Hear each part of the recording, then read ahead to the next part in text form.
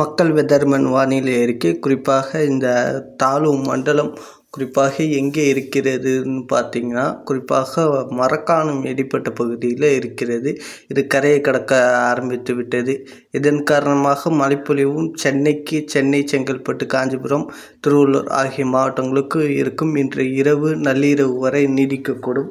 குறிப்பாக சென்னை எடுத்துக்கிட்டிங்கன்னா, மயிலாப்பூர், அண்ணா நகர், வடபழனி, கோயம்பேடு, மதுரவாயல், கிளாம்பாக்கம், ஆவடி, பெருங்குளத்தூர், தாம்பரம், வண்டலூர், மேடவாக்கம், குரோம்பேட்டை, பல்லாவரம் மற்றும் கிண்டி மற்றும் சைதாப்பேட்டை, வடபழனி, பெரம்பூர், மாதவரம் மற்றும் அம்பத்தூர், மாநிலை போன்ற பகுதியில் கனமழை முதல் மிக கனமழையானது இருக்கும்.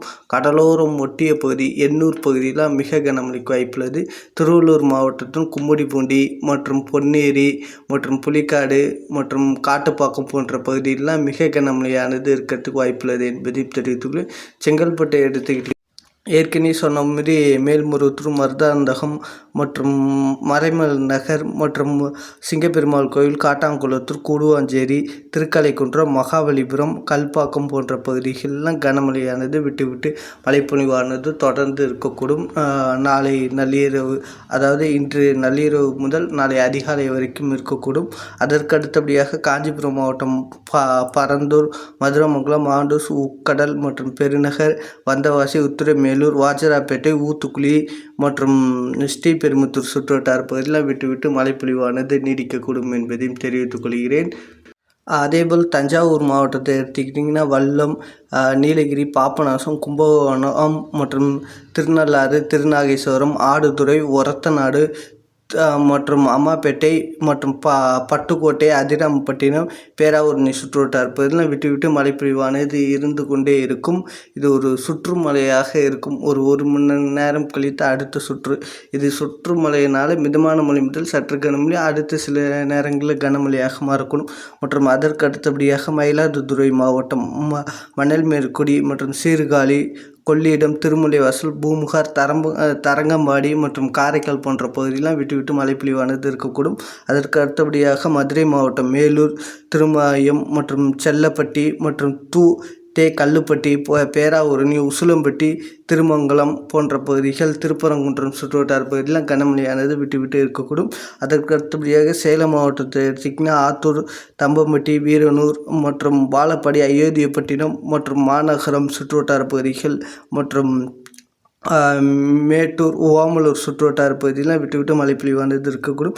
திண்டுக்கல் மாநகரம் மற்றும் சிறுமலை, நத்தம், வடமதுரை, அய்யலூர் மற்றும் வையம்பட்டி, வேடஞ்சந்தூர் மற்றும் ஒட்டஞ்சத்திரம், களியமந்தலை மற்றும் பழனி மற்றும் அதன் சுற்றுவட்டார பகுதிகள், கொடைக்கானல், பெருமாள் மலை போன்ற பகுதியில் விட்டு மழைப்பொழிவானது நீடிக்கக்கூடும் என்பதையும் தெரிவித்துக்கொள்ளேன்.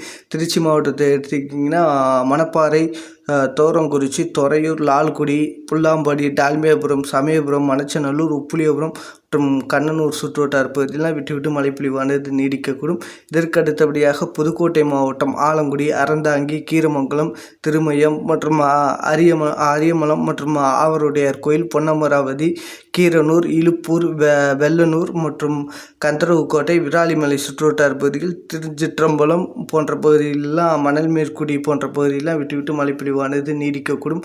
கடலோரத்தில் இருந்து மேகங்கள் உள்ளே நுழையக்கூடும் என்பதையும் தெரிவித்துக்கொள்கிறேன். மற்றும் இதற்கு அடுத்தபடியாக கடலூர் மாவட்டம் பண்ருட்டி, சிதம்பரம், சேத்தியாத்தோப்பு, திட்டக்குடி, பெண்ணடம், ஸ்ரீமுஷ்ணம், காட்டுமன்னார் கோயில், தொழுதூர், வேப்பூர் போன்ற பகுதியில் விட்டு மழைப்பொழிவானது இருக்கக்கூடும்.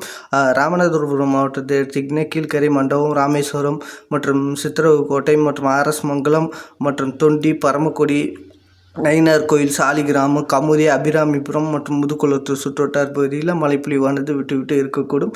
சிவகங்கை மாவட்டம் மானாமதுரை, திருப்புவனம் மற்றும் திருப்பத்தூர், காரைக்குடி, தேவக்கோட்டை, அரியங்குடி சுற்றுவட்டார பகுதியில் விட்டு மழைப்பொழிவானது நீடிக்கக்கூடும் என்பதையும் தெரிவித்துக் கொள்கிறேன். இதற்கு அடுத்தபடியாக திருவாரூர் மாவட்டம் நல்லினம், கொடைவாசல், நீடாமங்கலம், மதுக்கூர் மற்றும் மன்னார்குடி மற்றும் முத்துப்பேட்டை, திருக்கோயிலை பகுதியில் சுற்றுவட்டார பகுதியில் மழைப்பொழிவானது விட்டு அதாவது ஒரு இடைவெளி கொடுத்து அடுத்த மழைப்பொழிவானது இருக்கக்கூடும்.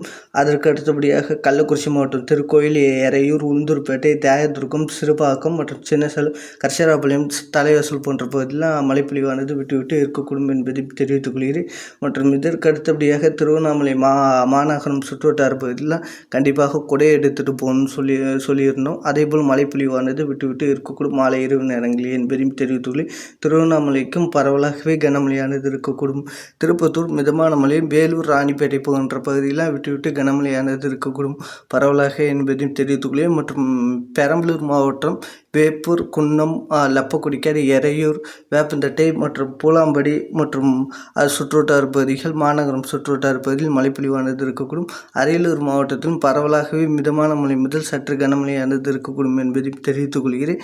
மற்றும் தருமபுரி மாவட்டத்திலும் பரவலாகவே மிதமான மழை முதல் சற்று கனமழையானது இருக்கக்கூடும் என்பதையும் தெரிவித்துக் கொள்கிறேன். மற்றும் கிருஷ்ணகிரி மாவட்டத்திலும் அதேபோல் பரவலாகவே சாரல் முதல் மிதமான மழையும், ஒரு சில இடங்களில் கனமழையானது இருக்கக்கூடும் என்பதையும் தெரிவித்துக் கொள்கிறேன். குறிப்பாக திருப்பத்தூர் மாவட்டம் பல்லடம் மற்றும் காங்கேயம் மற்றும் வெள்ளையங்கோயில், மூலனூர், தாராபுரம் மற்றும் கொடுவாய், புகழூர் மற்றும் பெருமாநல்லூர் மற்றும் உடுமலைப்பேட்டை சுற்றுவட்டார பகுதிகளெலாம் கண்டிப்பாக விட்டு விட்டு மழைப்பொழிவானது இருக்கக்கூடும் என்பதையும் தெரிவித்துக் கொள்கிறேன். கரூர் மாவட்டம் அரவக்குறிச்சி, பள்ளப்பட்டி பகுதி, கடவூர் மற்றும் தென்னிலை மற்றும் பரமத்தி சுற்றுவட்டார பகுதியில், குளிர்தலை போன்ற பகுதியில் மழைப்பொழிவானது இருக்கக்கூடும். நாமக்கல் மாவட்டத்திலும் அது பரவலாகவே மிதமான மழை முதல் சற்று கனமழையானது இருக்கக்கூடும். குறிப்பாக கோயம்புத்தூர் மாவட்டம் பொள்ளாச்சி, மேட்டுப்பாளையம், அன்னூர், பெரியநாயக்கன்பாளையம் மற்றும் காரமடை சுற்றுவட்டார பகுதிகள், ஒத்தக்கால் மண்டபம், கிணத்துக்கடவு போன்ற பகுதிகளிலும், செஞ்சேரி பிரிவு போன்ற பகுதியில் மழைப்பொழிவானது இருக்கக்கூடும். திருநெல்வேலி மற்றும் தூத்துக்குடி, தென்காசி போன்ற பகுதியில் பரவலாகவே சாரல் மழைக்கு வாய்ப்புள்ளது. ஒரு சில இடங்களில் மிதமான மழையும், ஓரிரு இடங்களில் சற்று கனத்த மழைக்கு வாய்ப்புள்ளது. கடலோரம் ஒட்டிய பகுதி, இந்த திருச்செந்தூர், காயல்பட்டினம் இந்த பகுதிகளுக்கு ஒரு மிதமான மழை முதல் சற்று கனமழையானது இருக்கக்கூடும் என்பதையும் தெரிவித்துள்ளேன். மற்றும் தென்காசி, ஆலங்குளம் மற்றும் சுரண்டை போன்ற பகுதிகள், சங்கரன் கோயில் போன்ற பகுதியில் மழைப்பொழிவானது விட்டு விட்டு மழைப்பொழிவானது இருக்கக்கூடும். தூத்துக்குடி போன்ற பகுதியில் மழைப்பொழிவு இருக்கும். விருதுநகர் எடுத்துக்கிட்டிங்கன்னா ஸ்ரீவில்லிபுத்தூர், சிவகாசி மற்றும் மெம்பகோட்டை, ராஜபாளையம், ஆமத்தூர் சுற்றுவட்டார பகுதியில் மழைப்பொழிவானது விட்டு விட்டு இருக்கக்கூடும். தேனி மாவட்டத்தை எடுத்துக்கிட்டிங்கன்னா ஆண்டிப்பட்டி, பெரியகுளம் மற்றும் சின்னமனூர், கம்பம், கூடலூர், போடிநாயக்கனூர் மற்றும் மேகமலை பகுதியிலும் சுற்றுவட்டார பகுதியில் மழைப்பொழிவானது இருக்கக்கூடும் என்பதையும் தெரிவித்துக் கொள்கிறேன். இது உள்ளே, அதாவது உள் மாவட்டம் மொழியாக வந்து அரபிக்கடலுக்கு செல்லக்கூடும் இந்த காற்றழுத்த தாழ்வு பகுதி. இது உள்பகுதியில் வரும்போது இன்னும் நேரம் எடுத்துக்கொள்ளும் என்பதையும் தெரிவித்துக் கொள்கிறேன். நன்றி, வணக்கம்.